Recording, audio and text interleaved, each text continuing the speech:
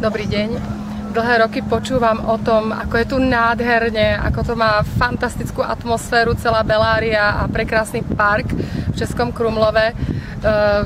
Teória je celkom niečo iné ako naozaj. Potom, keď človek príde a uvidí to na svoje oči a zažije to, je to skutočne naozaj prekrásne. Ten park je úžasný, tá energia tých storočných stromov je neuveriteľná. Naozaj užívam si to tu.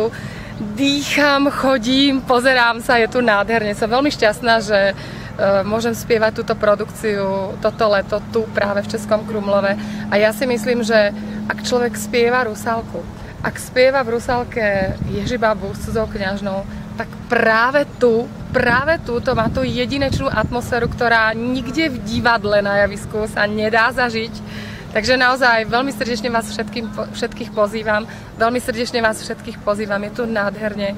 Prídite sa pozrieť. Rusálka práve tu v Krumlove má to čaro, ktoré potrebuje a ktoré nikde v divadle inde nemôže nikdy mať.